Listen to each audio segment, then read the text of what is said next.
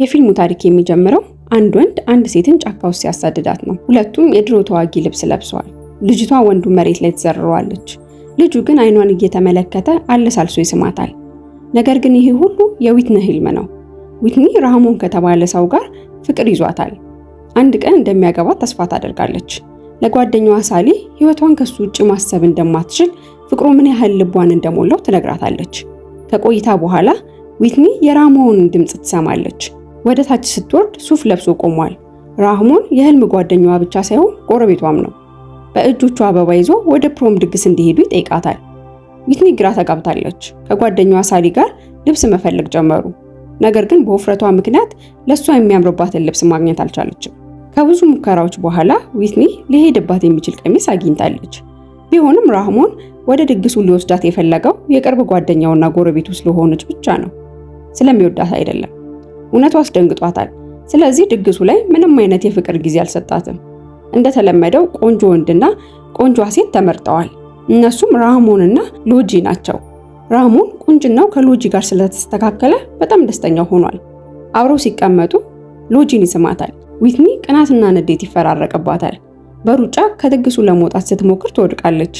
ቀሚሷ ከኋላ ይተራተራል። ይህንን ሲመለከቱ በድግሱ ላይ ያሉት በሙሉ እያፌዙ ይስቁባታል። በተለይ ውፍረቷን ለመቀነስ የተጠቀመችውን ሲመለከቱ ይስቃሉ። ዊትኒ በለቅሶ ወደ ቤቷ ትሄዳለች። በዚያ ክፍሏን ዘግታ ማልቀስ ጀምራለች። አባቷ እሷን ከጭንቀት ለማላቀቅ ዊትኒን ወደ ሜዳ ቴኒስ መጫወቻ ይወስዳታል። ነገር ግን በውፍረቷ ምክንያት መሯሯጥ አልቻለችም። በዚያም የሚጠጣ ለመግዛት ስትሄድ ራህሞንን ታገኘዋለች። ሊያወራት ይሞክራል። በፓርቲው ላይ የተፈጠረው ነገር ከቁጥጥሩ ውጭ እንደነበር ይነግራታል። ዊትኒ ግን እሷን ምንም እንደማይጎዳት ትነግረዋለች። ሎጂ መታ ዊትኒን ለማስቀናት ከራህሞን ጋር ፍቅር እንደጀመሩ ትነግራታለች። ሎጂ ወደ ዊትኒ ተጠግታ መቼም ቢሆን ራህሞን እንደማይወዳት ትነግራታለች። ከሷ ጋር ቢለያይ እንኳን በሷ አይን ወፍራም አይጥ ሆና እንደምትታየው ትነግራታለች። ይሄ ዊትኒን ከበፊቱ የበለጠ አናዷታል። ዊትኒ ለቤተሰቦቿና ለጓደኛዋ ሳሊ ወደ ስፖርት ካምፕ ገብታ ጤናዋንና አካሏን ለመጠበቅ መስራት እንዳለባት ትነግራቸዋለች። ተዘጋጅታ አባቷ ወደ ካምፕ ይወስዳታል። ካምፕ ውስጥ ሎጂ በመኖሯ በጣም ተገርማለች። ውጥረት ውስጥ ብትገባም ዊትኒ ለመቆየት ትወስናለች። ከዚያም ዊትኒ ቆንጆና አሰልጣኟን አክሰልን ትተዋወቀዋለች። ዊትኒ እንቅስቃሴውን ጀምራለች፣ ግን በተቻላት አቅም ሎጂን ለመጉዳት እየሞከረች ነው። በዚያ ሁለት ጓደኞችን አፍርታለች። በጣም ተቀራርበዋል። ዊትኒ አካሏን አዳብራለች። በእያንዳንዱ መሰናክል ተፎካካሪዎቿን እየረታች ነው። አንድ ቀን ዊትኒ ዛፍ መውጣት ላይ ትሳተፋለች። መጀመሪያ ፈርታ ነበር። ከዚያም ራሷን ልቦለድ ውስጥ እንደምታውቃቸው ገጸ ባህሪያቶች በመሳል ዛፉን በቀላሉ ተንጠልጥላ ታልፈዋለች። ይህ ከሎጂ ውጪ ሁሉንም ያስደንቃል። አሰልጣኝ አክሰል ዊትኒን የተለየ ስልጠና ጊዜ እየሰጣት ነው። በዚያ በቁመኗ ለምን ደስተኛ እንዳልሆነች ይጠይቃታል። ዊትኒ አክሰል እሷ የምታነበውን ልቦለድ መጽሐፍ እንደሚያነብ ስትመለከት መመለሷን ትረሳዋለች። እሷ የምትወደውን ነገር የሚጋራት ሰው በማግኘቷ ደስተኛ ነች። በቀጣዩ ቀን ሎጂ ዊትኒን ለማዋረድ ትሞክራለች። ነገር ግን በዚህ ጊዜ ዊትኒ የቀዘቀዘ አይስክሬም ፀጉሯ ላይ አምጥታ ታፈስባታለች። እርስ በርስ መደባደብ ይጀምራሉ። ምግብ እየተወራወሩ ቤቱን ያመሰቃቅሉታል። አሰልጣኙ ሲመጣ ቅጣት እንዲሆናቸው ቦታውን እንዲያጸዱት ያዛቸዋል። በዚያ ምሽት ዊትኒ ከሮዝ ጋር ስለ አክሰል ማውራት ትጀምራለች። በቀጣዩ ቀን ዊትኒ የአክሰልን ትኩረት ለመሳብ እግሯን እንደተጎዳች ታስመስላለች። አክሰል ተጠግቶ እግሮቿን ማሻሸት ይጀምራል። ከዚያም ቀስት እንዲወረውሩ ይወስዳታል። እያስተማራት ነው።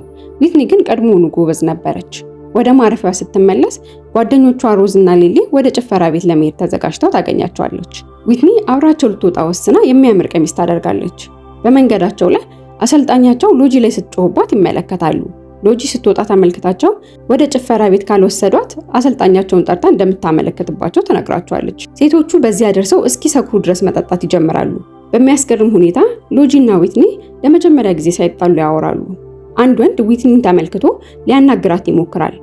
አሰልጣኙ ጭፈራ ቤቱ ደርሶ ሰልጣኞቹን ሲመለከታቸው ይደነግጣል። አክሰል ዊትኒ ከወንድ ጋር ስትደንስ ሲመለከታት ሊያስቆማት ይሞክራል። ነገር ግን ዊትኒ በድርጊቷ ሁሉንም እያስገረመች ነበር። ቢሆንም አክሰል ቀንቷል፣ ተናዷልም። ስለዚህ ወደ ውጭ አስወጥቶ በማስጠንቀቂያ ከሌሎቹ ሰልጣኞች ጋር ወደ ካምፕ ይመልሳቸዋል። አክሰል ስለ ባህሪዋ አስተያየት ሰጥቶ ከዚህ በኋላ በስልጠናው ላይ ጥብቅ ቁጥጥር እንደሚያደርግባት ይነግራታል። ለቅጣት እንዲሆን አክሰል ዊትኒን እስኪደክማት ድረስ ያለማቋረጥ ብዙ እንቅስቃሴዎችን እንድታደርግ ያዛታል። ስላዛዘነችው አክሰል እረፍት እንድታደርግ አድርጎ የሚበሉ ነገሮችን ከካምፕ አርቆ ይሰጣታል። በዚያ ላሳየው ያልተገባ ባህሪ ቅርታ ይጠይቃታል። ዊትኒ ሚስጥሯን በሙሉ ለአክሰል ትነግረዋለች። በጣም ወደምትወደው ገጸ ባህሪ ስትቀየር በጣም ጠንካራ እንደሆነች ትነግረዋለች። አክሰልም አንዳንዴ ደካማ አንዳንዴ ጎበዝ የምትሆነው ለዚህ እንደሆነ ይጠይቃታል። ወደ ራሷ ማንነት ስትመለስ ግን ደካማ አቅም የሌለውና ሰነፍ እንደምትሆን ትነግረዋለች። አክሰል ዊትኒን ለማበርታትና በራሷ ማንነት ሁሉንም ማድረግ እንድትችል የተቻለውን እንደሚያደርግላት ቃል ይገባላታል። ያለምንም ገጸ ባህሪ ዊትኒ ወደ ክፍሏ ተመልሳ ለጓደኞቿ ለአክሰል ያላትን ፍቅር ልትናዘዝ መሆኑን ትነግራቸዋለች። በዚያ ምሽት ዊትኒ አክሰል ሁልጊዜ ወደ መዋኝበት ቦታ በመሄድ ውስጥ ገብታ ትጠብቀዋለች። አክሰል በዚያ ደርሶ ከዊትኒ ጋር ማውራት ይጀምራል። ስለ ህይወቱ ሁሉንም ነገር ያካፍላታል፣ የአባቱን ሞት ጨምሮ። ለሱ ትልቅ ጉዳት ነበረው። አክሰል ወደ ዊትኒ ቀርቦ በድንገት ይስማታል፣ ነገር ግን ወዲያው ያቆማል። አክሰል በቅርቡ ከማይጠቅም ግንኙነት ስለወጣ አዲስ መጀመር እንደማይፈልግ ይነግራታል። ዊትኒ በጣም ተናዳለች። እንደ ሌሎቹ ወንዶች ስላልፈለጋት ብቻ አይሆንም እንዳለ ገምታለች። ከሌላ ወንድ ጋር ብቻ ስትሆን ስለሚቀና እንደቀረባት ትናገራለች። ዊትኒ ለጓደኞቿ ምን እንደሆነች ሳትናገር ብቻዋን ታለቅሳለች። በቀጣዩ ቀን ዊትኒ ለእንቅስቃሴም ሆነ በካምፕ ውስጥ ለመመገብ ፈቃደኛ አልሆነችም። ስለዚህ ካምፑን ለቃ ለመሄድ ትወስናለች። ቢሆንም ሎጂ ተመልክታት ልታናግራት ትሞክራለች።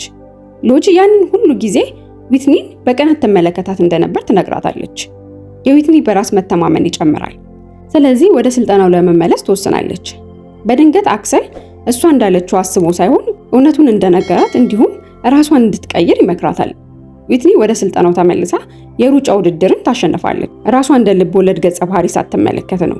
ከዚያም አሰልጣኞቹ ውስጥ አክሰልን መፈለግ ትጀምራለች፣ ግን አላገኘችውም።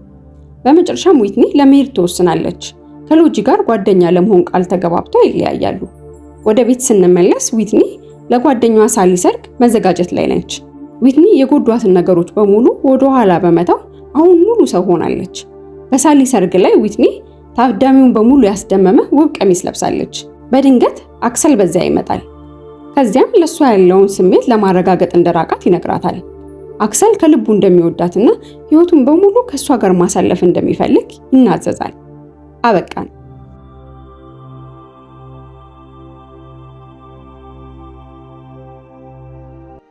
ከሁሉ የፊልም ቻናልን ሰብስክራይብ በማድረግ በዓለም ዙሪያ የሚሰሩ ፊልሞችን ታሪክ በአጭሩ ይመልከቱ።